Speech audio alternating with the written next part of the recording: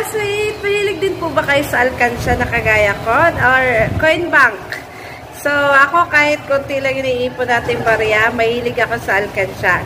And isi-share ko nga sa inyo another do-it-yourself na coin bank o alkansya. So, gamit po ang mga recycled plastic bottles. So, nasa inyo po yan kung gaano kalaki or anong size nung coin bank na gagawin ninyo. So, ito na po ay idea and gagawin ko rin po ito sa bahay.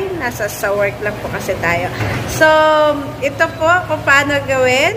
So, classmate, kapag may available nga po yung plastic bottle, so ang available po dyan ay yung parang kahoy, ginawa niyang paa. So, nasa inyo, pwede rin pong takip mismo ng bottle, recycle bottle natin. And, optional po, lagyan ng buntot para cute. Clip ang ginawa po dyan. And, yan, kinulayan. Gumawa rin po ng tenga at dinikit ng glue stick gamit ang glue gun.